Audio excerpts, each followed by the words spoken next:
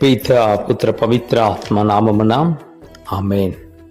క్రీస్తునాథునందలి ప్రియ దైవబిడ్డలారా, 5వ సామాన్య ఆదివార వాక్య ధ్యానాంశానికి అందరినీ కూడా యేసు నామములో ఆహ్వానిస్తూ ఉన్నాను. యెషయా గ్రంథము 58వ అధ్యాయం 7 నుంచి 10, 1 కొరింథీయులకు రాసిన లేఖ 2వ అధ్యాయం 1 నుంచి 5, మత్తయి సువార్త 5వ అధ్యాయము 13 నుంచి 16 వాక్యములు. ప్రియా దైవబిడ్డలారా, మత్తయి సువార్త 5వ అధ్యాయము 13లో మీరు భూమికి ఉప్పు వలె ఉన్నారు అని, 14వ వాక్యంలో మీరు లోకమునకు వెలుగే ఉన్నారని, ప్రజలు మీ సత్కార్యములను చూచి పరలోకమందున్న మీ తండ్రిని సన్నుతించుటకు మీ వెలుగును వారి ఎదుట ప్రకాశింపనిండు అని భగవంతుడు మనకి గుర్తు చేస్తూ ఉన్నారు. కాబట్టి ప్రియ సహోదరి సహోదరులారా, 3 పట్టణాలను కూడా ఒకసారి ధ్యానించుకున్నట్లయితే, మొట్టమొదటిగా మొదటి పట్టణంలో యెషయా ప్రవక్త తెలియజేస్తున్నారు. ఈ లోకములో ఆకలిగా ఉన్న వారికి అన్నం పెట్టాలని, మరి ఆశ్రమం ఇవ్వాలని, దుస్తులు లేని వాళ్ళకి బట్టలు ఇవ్వాలని, బంధుమిత్రులకి సహాయం చేయాలని వాక్యం సెలవిస్తుంది. ఈ విధముగా ఇప్పుడు మనం చేస్తున్నామో దేవుని యొక్క కృప ప్రాంతకాలమున సూర్యుని వలె మన మీద ఉంటుందని, దేవుని యొక్క సాన్నిధ్యం మన వెంటే వస్తుందని, మన ప్రార్థన భగవంతుడు ఆలకిస్తాడని దేవాదేవుడే అభయమిస్తూ ఉన్నాడు. కాబట్టి ప్రియా సహోదరి సహోదరులారా, ఇటువంటి మంచి క్రియలతో సహా చెడు క్రియలు చేయొద్దని భగవంతుడు గుర్తు చేస్తున్నారు.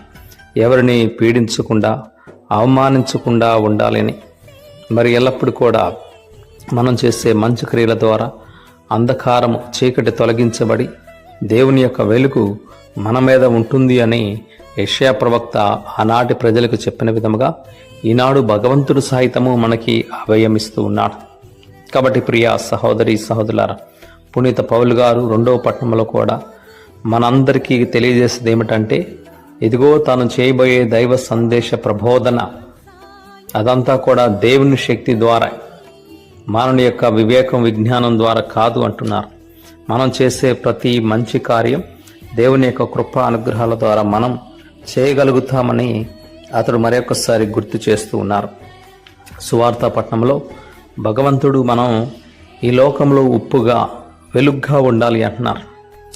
ఎందుకు ఉప్పుగా ఉండాలి అంటే, ప్రభువైన దేవాదేవుడు ముందుగానే పునీత పౌలు గారి యొక్క మాటలలో కొలస్సీలకు రాసిన లేఖ 4వ అధ్యాయం 6వ వాక్యంలో, మీ యొక్క సంభాషణ ఎల్లప్పుడూ దయాపూరితముగా ఉప్పు వేసినట్లు రుచికరముగా ఉండాలి. ప్రతి వ్యక్తికి సరి అయిన సమాధానము ఎట్లు చెప్పవలెనో మీకు తెలిసి ఉండాలని వాక్యం సెలవిస్తుంది.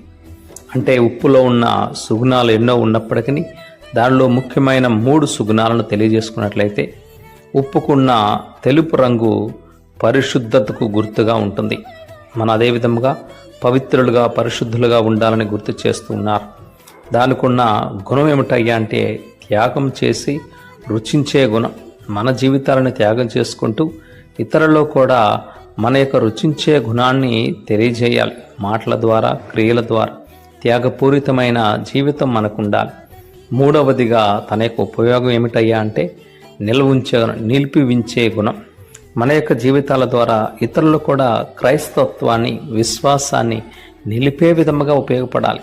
మనం ఎప్పుడు కూడా పాడు చేసే విధముగా కాదు, నిల్వ ఉంచే విధముగా మన యొక్క క్రైస్తత్వం, మన యొక్క విశ్వాసం ఇతరులకి దోహదపడాలని గుర్తు చేస్తున్నాను. కాబట్టి సహోదరి సహోదరులారా, ఇటువంటి ఉప్పు గురించి ఎన్నో సందర్భాలలో పవిత్ర గ్రంథంలో చూస్తూ ఉంటాం. ఆ యొక్క ఉప్పు అనేది తన యొక్క సుగుణాలను బట్టి అన్ని విధాలుగా అందరికీ ఉపయోగపడుతుంది. అటువంటి సుగుణాలు మనలో ఉండాలని దేవాదేవుడు గుర్తు చేస్తున్నారు.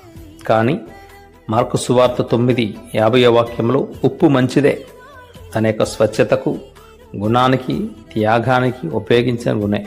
కానీ తన యొక్క ఉప్పదనమును కోల్పోయినా తిరిగి ఎట్లు దానిని సారవంతం చేయగలరు? కావున మీరు ఉప్పదనమును కలిగి ఒకరితో ఒకరు సమాధానముతో ఉండండి అని మార్కు సువార్త 9వ అధ్యాయం 50వ వాక్యం సెలవిస్తుంది.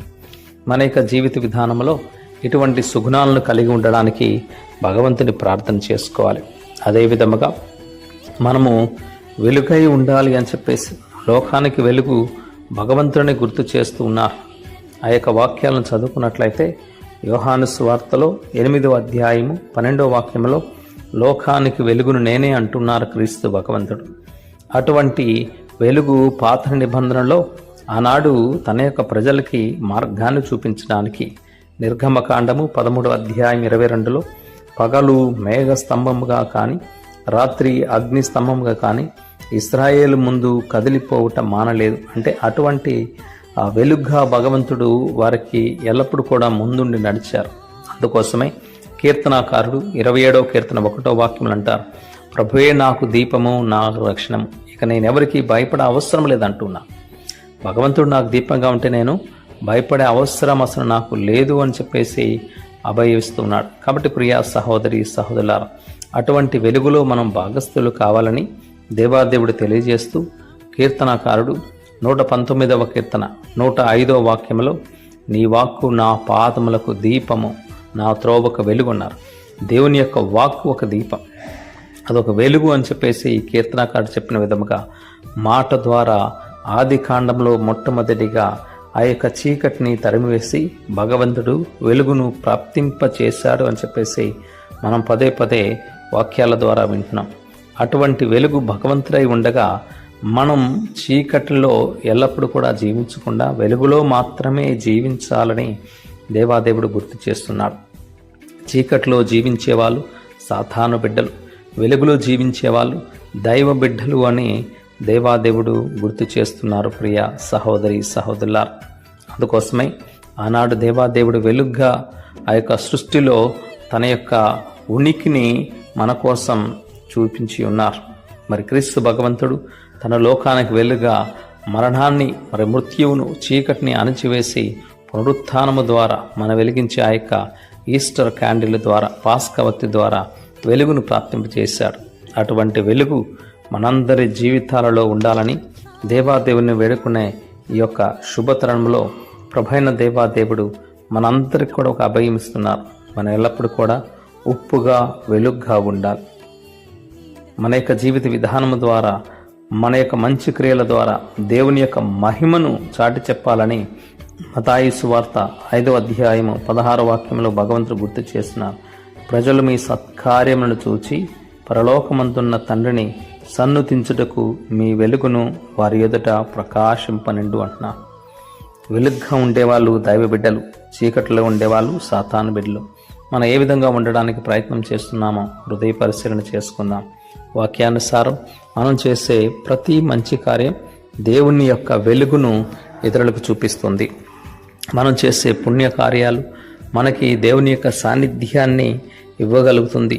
మనం ఎల్లప్పుడూ కూడా ఉపయోగకరంగా ఉండాలి, కానీ నిరుపయోగకరంగా ఉండకూడదని భగవంతుడు తెలియజేస్తున్నారు. మనం ఉప్పులాగా వెలుగులాగా ఉండాలంటలేదు భగవంతుడు. మీ యొక్క ఉప్పు మరి అదేవిధంగా వెలుగు అంటున్నారు. భూమికి ఉప్పులాగా వెలుగులా ఉన్నారు అంటున్నారు. అంటే ఖచ్చితంగా భగవంతుడు ఆ విధంగా మనల్ని తయారు చేశాడు. మరి రుచించే విధముగా, మరి శుద్ధులయ్యే విధముగా, ఇతర యొక్క విశ్వాసాన్ని నిల్వ చేసే విధముగా ఉన్నామా? మరి ఇతర యొక్క చీకటిని మనం పారద్రోడి వెలుగు నింపే విధముగా ఉన్నామా అని హృదయ పరిశీలన చేసుకుంటూ త్రిత్వాయిక సర్వేశ్వరుని కృపా కటాక్షాలు నిండుగా మనందరికీ వాక్యాన్ని విన్న ప్రతి ఒక్కరు కూడా దయచేయమని భగవంతుని ప్రార్థన చేసుకుందాం. ప్రభువు మీతో నుందురుగాక, మీ ఆత్మతోనూ ఉందురుగాక. సర్వశక్తి గల సర్వేశ్వరుడు పితాపుత్ర పవిత్ర ఆత్మదేవుడు మనందరినీ భూమికి ఉప్పులాగా వెలుగులాగా ఉంచి మన మంచి కార్యాల ద్వారా తన యొక్క మహిమను చాటు చెప్పే గొప్ప భాగ్యాన్ని మనందరికీ దయచేయుదురుగాక. Amen. Praise the Lord. Hallelujah, hallelujah, hallelujah.